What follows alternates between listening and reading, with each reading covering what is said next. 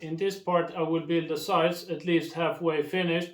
They will be finished in a later part, but the end result of this part should look something like this, and the jig should look like this with the sides assembled to it.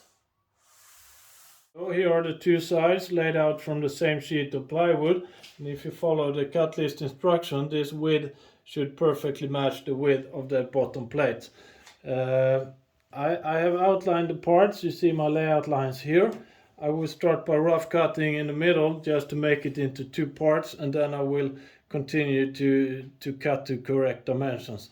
The reason for these two holes here is that I will make a template routing for the inside here, and that routing will have a corner radius. This routing is not necessary by any means. You could just as well cut with a bandsaw or whatever. But since this is for a customer, I do my best to make it look good, so I would template route the insides. But I will start by cutting it into two pieces.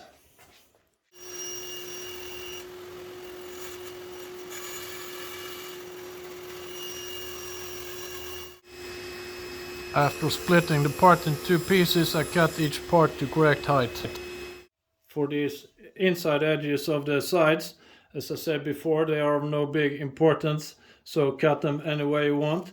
I will template cut them, and I will introduce you quickly to a method that I learned by a member in our Swedish forum a few years back. This is a super method for making routing templates, and I will make a separate video about this method because there is much more to it than I will show today, but I will quickly go through it. So you take a piece of scrap and you make sure you have at least one right angle corner on this piece of scrap. Then you lay out your template lines, and then you transfer these lines to the short sides, indicating where to cut later on the table saw. So I have one line here, one line here. Then I make one shallow scoring pass in each direction on the table saw. After the two scoring passes on the table saw, the part looks like this. And since I had a right angle corner here and used those surfaces against the fence, I'm certain that I also have a right angle here on the inside. Then I cut away the waste on the bandsaw and I stay within my saw line. I'm aiming for the middle of the curve pretty much. Then I head over to the router table and use a bearing guided bit to trim away the waste.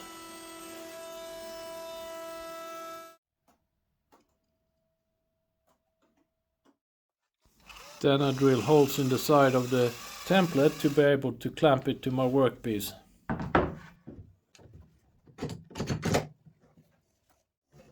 Back to the router table where I use a bottom guided bit to trim my workpiece to follow the template. This template thing may have seemed a bit overkill, but I wanted to present the concept to you. I know there are other ways to do it, especially for one-offs like this. You could put two straight edges with a double-sided adhesive and use those as a template, or you could make your own version of the Festool MFS and so on. But this method that I showed here, it has a few advantages. One is it's not restricted to straight lines. You can also use it for angle lines, and for tasks that you do often in the shop, you can make more permanent templates and store them on a shelf or whatever. So this is for recessing drawer pulls of a certain type. I have a few of templates for recessing hinges of certain types and so on. But let's leave that for now. I will go ahead and lay out the hole position in the sides. For laying out the cross dowel positions, I attach the sides to the bottom plate and I make sure that it's flush both front and back. And then I flip the whole thing over. And I use the holes through the bottom plate and these center markers to mark the cross dowel positions. So I have this mark from the center puncher that I just used, and I go ahead and transfer those positions to the outside of the sides. All the holes in my sides are laid out. The yellow tape indicates cross dowel position. These holes should be bigger than the other ones, so it's just to help me not mix them up when I do the drilling. This method of using one part to lay out the holes in the mating part I will use frequently from now on in this build. I drilled all the holes in the sides except for the friction ring holes. I will do those later. I also chamfered the outer edge of all the holes, and for the cross dowels, that is because they should be slightly easier to insert without ripping the hole edges. And for the other holes, it's because the screws that I'm using has a small round on the inside, so the chamfer is to give room for that round. For the vertical holes going to the cross dowels, I always freehand drilled this in the past with good results, but this time, since I make a public build video, I thought I should look slightly more professional, so I made this shop built cross dowel drilling jig. You could also buy a cross dowel jig from AliExpress or Amazon quite cheap, or just freehand drill the holes. The holes are oversized in both parts, so you have some room for errors. And if you're bad at freehand drilling and you miss the cross dowel centers, just make bigger holes. A quick overview of the drill guide I will be using for this. There is a large hole here that is for clamping it to my workpiece. I have two through holes in this clear plastic. One is for centering on 15mm birch ply as we use today. The other is for 18mm. On the bottom of the clear plastic I have two scribed lines through the center of the holes. And when I use this jig, I align this scribed line with my layout line. I clamp the jig in place and then I drill.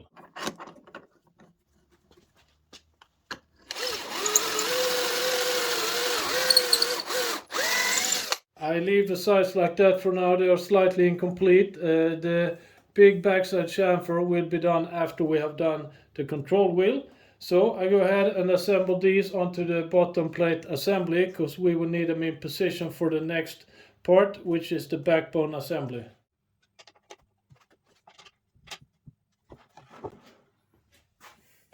The sides are mounted onto the bottom plate. At this stage you don't have to walk around and check all your angles for square and so on. It's of no importance at this stage, and it will be handled by itself pretty much when the backbone assembly and the node holder is mounted. So instead, let's head over to the backbone assembly. It's time to build the heart of this jig, and that is the backbone assembly.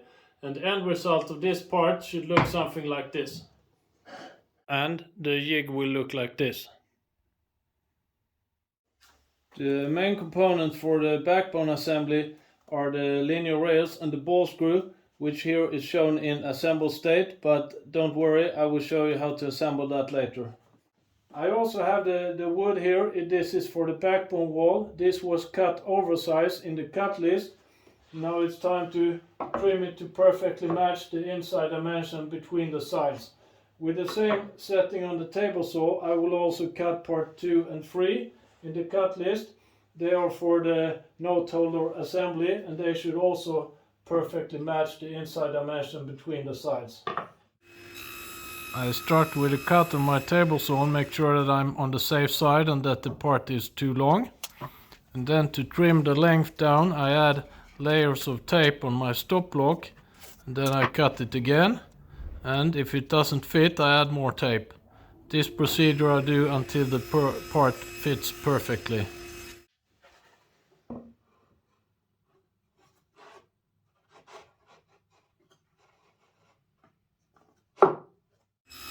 When I'm satisfied with the fit, I also cut the part for the node holder. This way I make sure that all the parts have the same length. So why did I do it this way? Why didn't I just cut this to perfect length when I did a cut list? Well, to trim this to the inside dimension between the sides, that was a quite easy operation. The opposite would have been quite difficult, because then I would have needed to trim the distance between the routed grooves that holds the sides to perfectly match this part, and that would have been a lot more work, I can promise you that. I will go ahead and assemble the ball screw. We will need to do it at some point in this project, and now is a good time for it. The ball screw package should include the following components, excluding these screws and this flange coupling. They are not included. I will go ahead and assemble this. I will start with screwing the nut housing onto the ball screw nut, and then I will press everything together. I said there is one thing that might affect our dimensions, and that's the position of the bearing in this floating side of the ball screw unit. That bearing doesn't have a fixed position. Usually it's delivered in the middle, and that is fine, don't mess with it. But the bearing position will affect our total dimension of the screw package. So we need to assemble this before we lay out our routed grooves and the holes. So I have screwed the ball nut housing to the ball nut, and when I did that I made sure to have the nipple facing the same side as these threaded holes. The opposite side would be impossible to reach later on. So it's time to put on these end housings for the ball screw. Sometimes they slide in quite easily and sometimes they need a bit of help. You have to check that. So if they don't come in all the way by pressing them manually, you can make some wooden blocks for this. So you put these on the ends and then you take a clamp to pull it together.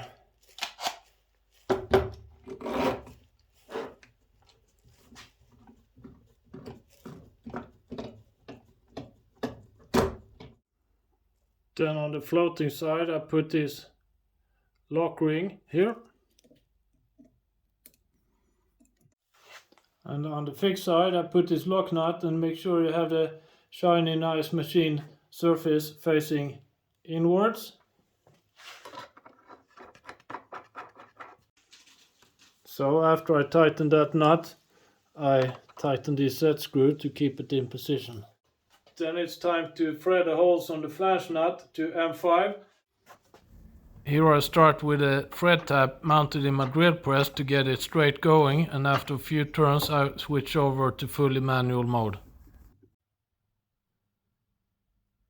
It's time to mount the flange coupling onto the axle of the ball screw, and to avoid scratching this axle I have cut out small pads of copper and placed them under the set screws. So I first put the copper pad in the hole, and then I put the set screw on top of that.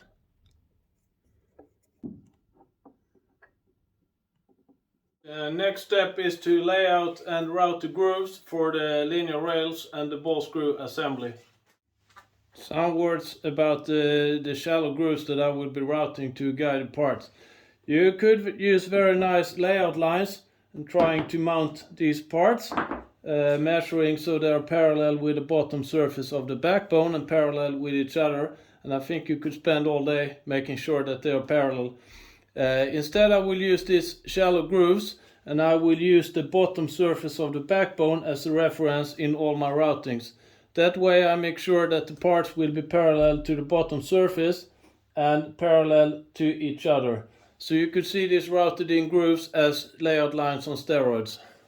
The routed in grooves also has one more purpose, and that is to help me to get a nice and even spacer thickness over here later on. So in this setup you can see the square as the carriage, and it travels on these linear bearings. And to start with I have set the depth for the routing of the linear rails to 1.5 millimeters. It could be even more shallow, but usually there is a round on the back side of the linear rails, so the depth is set to overcome that round. Number 2, I also written that the routed in depth for the ball screw end supports needs to be at least the same amount as the linear rails.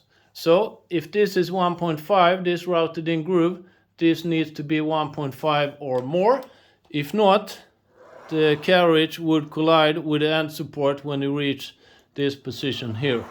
So 1.5 here, more than 1.5 here, and we should aim for an even spacer thickness over here.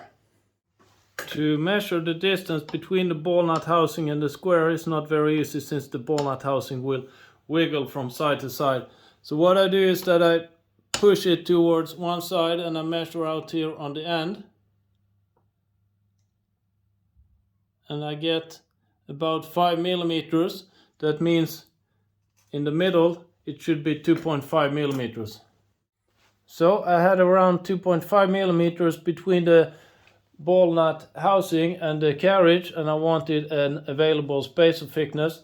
Well, 3 millimeters is easy to find in plastics or plywood or whatever, so let's go for that. So 2.5 should be free. That means that the ball screw end support should be routed down 0.5 more than the linear rails. So if the linear rails are routed down 1.5 millimeters, we should aim for 2 millimeters for the ball screw. I have laid out the grooves for the linear rails, and for the ball screw I will make partial grooves so they won't go through the whole part. I will have one groove here and one groove here. On this side here, doesn't matter that much where it ends up, and I gave some extra millimeter of clearance to not collide with that housing. On this side here, I would like to have a fixed stop for the ball screw, and the advantage with that is if I disassemble and assemble this again, it ends up in the same position as it was built. So I want a hard stop, and I also want to push the ball screw assembly as far out as possible to maximize the axle length, but I don't want this surface here to collide with my sides. So I go ahead and measure this dimension. It could vary a bit between different manufacturers. So it's 31.1, and with some extra room for not colliding, I lay out the line at 31.5. I head over to the router table and I use my super simple height setting jig to set the cutter height at 1.5 millimeters. Not critical in any way when making the grooves for the linear rails, but it will be critical when making the grooves for the ball screw. Reference side against the fence in all these routings.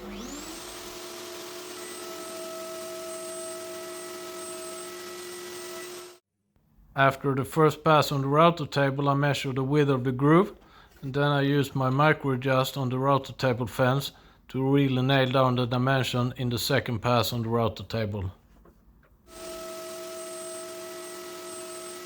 That should give a close to perfect fit. With the grooves routed for the linear rails, it's time to reset the router bit height. And here are 0 on the old setting that I used for that routing, and for the ball screw and supports I should go 0.5 deeper. So with a caliper zeroed in this position, I push it up another 0.5. And then I add actually another 0.1 for adhesive, so I stop at 0.6. For the ball screw and support routing, I will be working with stop cuts on the router table. For this operation, I have laid out 2 lines on my router table fence, one here and one here, and you see some arrows pointing to the lines. So I will run this from 2 directions. First is from this side here, stopping at this line, and then I run from the other direction, stopping at this line. And then I just keep widening these cuts until I reach my desired width. And again, just like before, the reference side should be against the fence also for these routings. To make sure that I don't mess up my stop lines when I widen my cuts and move the fence, I have put a straight edge over here, so I loosen my fence and I slide that along the straight edge to get to a new cut setting. Then I know that my stop lines will be the same as before. Just a small warning here. When I move the fence backwards and I'm widening my cut from this direction, I will be making a climb cut, and that means that the router bit will try to pull the workpiece away from you. Now this is a very shallow cut, it's only 2 millimeters deep, so the forces involved are not that big. And I will be prepared for this and hold my workpiece very steady, but you should be aware of this risk. This is what it looks like when I'm done at the router table. I made the grooves for the ball screw housings. You see the lines are not very crisp, so I will go ahead and trim to the lines with a handheld router, and then I trim the inner corners with a chisel.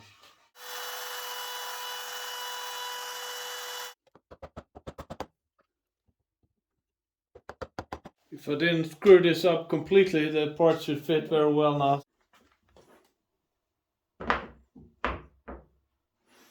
And while I'm at it, I go ahead and mark all the holes with these center punches that I used before. To be able to slide this in position and lay out the cross dowel holes, I need to make a cutout for the dust tunnel. This is not any high requirements on the positioning, so I just eyeball that one. With a cutout for the dust tunnel made, I go ahead and slide this down and make sure that it bottoms in the groove in the bottom plate. You can check that these surfaces here are flush with each other. They should be if you cut it to correct dimensions. At this stage I go ahead and square this up as good as I can. This will be possible to adjust later on, but it's good if you do your best to have it square while you lay out the holes. Like so. When I'm satisfied with that, I put on a clamp to keep the parts in position when I lay out the holes. I know some people might raise a question here, and it's a valid question. Why didn't I route grooves in the sides to keep this in a square position? Well, the important thing here is not that this wall is square to the bottom plate. The important thing is that the carriage front surface later on is square to the bottom plate. And there are a lot of parts involved from this wall to the front of the carriage. It's the linear rails, the linear bearings and the carriage itself. So if I square this up in grooves at this stage, I wouldn't be able to adjust the squareness later on between the carriage and the bottom plate. So I keep this floating to be able to calibrate this in the final step of the jig.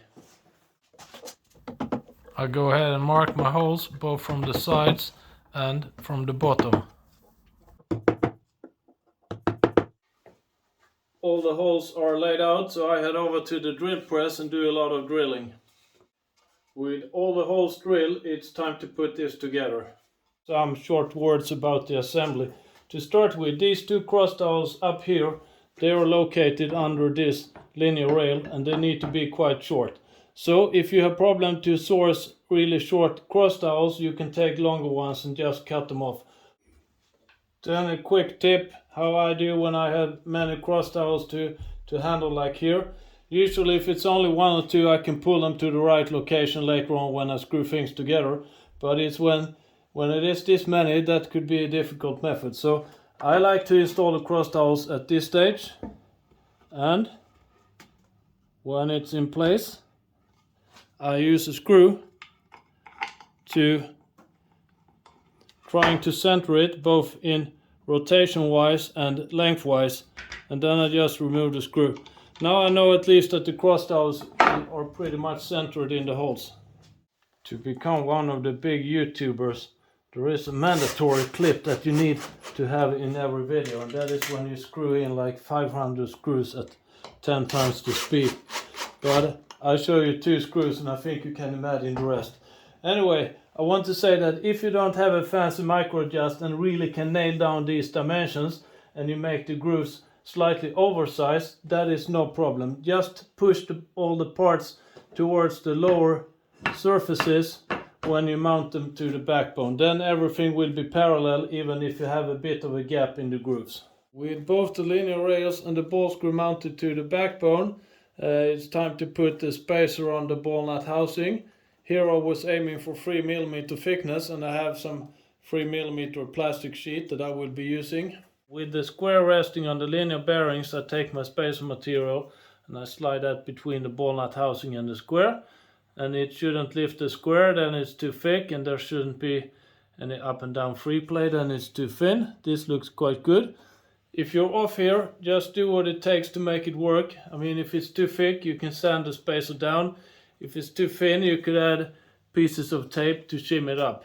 I cut the spacer to size and drill some oversized holes in it, and then I attach 2 narrow strips of double-sided adhesive, and then I just put this onto the Ballnut housing. This doesn't have to be a permanent bond in any way. That will be handled by itself later on when the carriage is screwed to the Ballnut housing. With the backbone assembly completed, it's time to mount it to the rest of the jig. To get this in place is a bit of a 3D puzzle, but it should be possible. Going something like this, and then you turn it up, then it's in position. If you don't manage with this, just remove this side, put the backbone in place, and then put the side back on. Then I insert all the screws both from the bottom plate and up and from the sides, and then I start tightening the screws, and I start with the bottom plate once to make sure that I pull the backbone down towards the bottom plate. Before tightening the side screws, you could check with a square between the linear rails and the bottom plate. It's not critical in any way since the sides will need to be removed again later on, but anyway. That's it for the backbone assembly. We finish this part here and continue in the next one.